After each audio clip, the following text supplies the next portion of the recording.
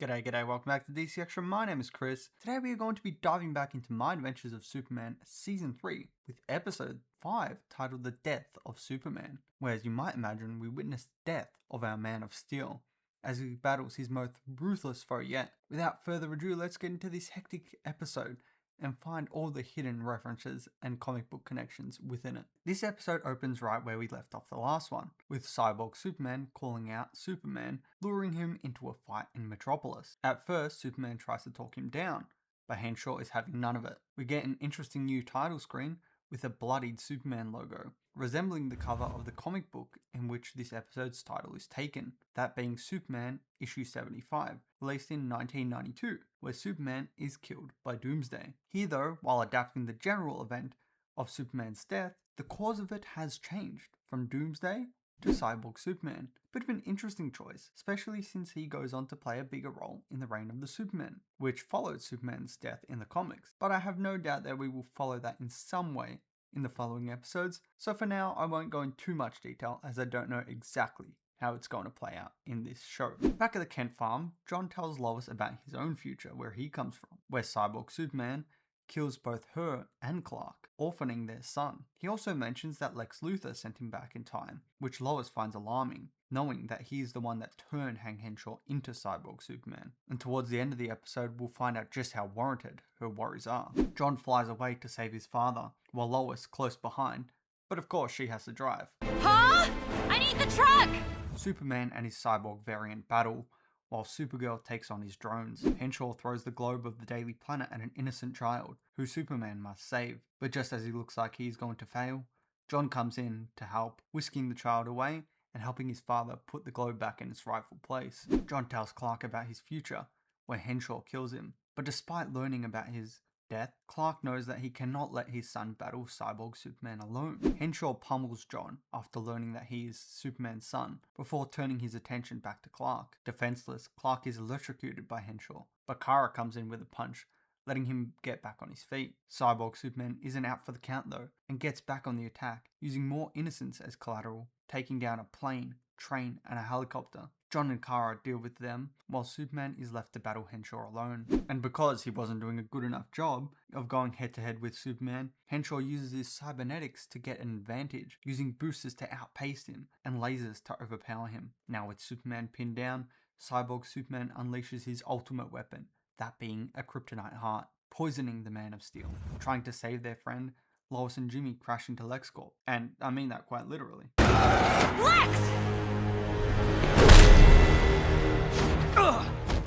They try to get Luthor to shut down his creation, and fortunately he obliges just in time as Clark is looking ready to shovel off this mortal coil. The attempt doesn't last too long though, and Henshaw catches up to Lex before he completely shuts him down. John helps buy some time by attacking from a distance, avoiding the kryptonite, but Cyborg Superman rushes in for some hand-to-hand combat. Kara saves him, and John reveals a prototype kryptonite proof suit that may be able to help him stand against Henshaw. Before we see the suit in action though, Kara confronts John about why he hates her, but it is actually quite the opposite.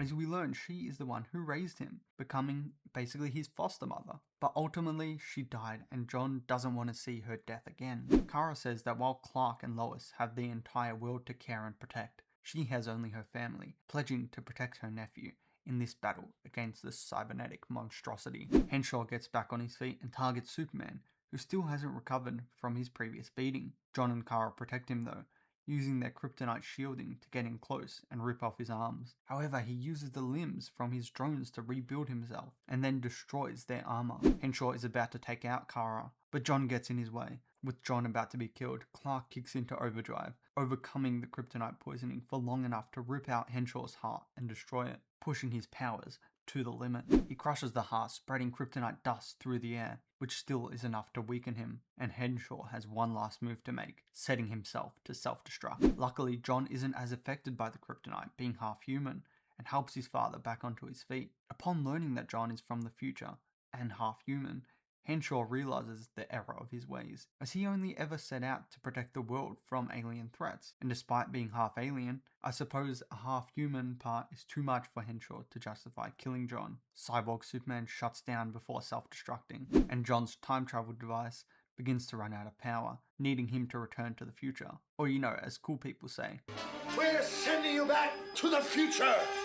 He says goodbye to his family, starting with his Aunt Kara, and finally ending with a heartfelt goodbye to his parents, before returning to his own time. Lois helps a still injured Clark to have a rest, where he reveals that during the fight, he used his powers so much so that he has lost his abilities, leading to the death of Superman. Just not in the way that we all expected. In the future though, things aren't quite back to normal, as instead of Cyborg Superman reigning supreme, Lex Luthor takes over, with dozens of Cyborg Supermen at his beck and call. He captures a now returned John, who went from one apocalyptic timeline straight to another. Now that was quite an episode, and not at all where I thought it was going to go. I thought for sure Clark was going to die, but I like the twist that it took, having him depowered but alive, as it still retroactively achieves the same thing that the death of Superman does, that being leaving the world without its protector, requiring his friends and family to step up in his place. I'm very intrigued to see where the rest of the season goes from here.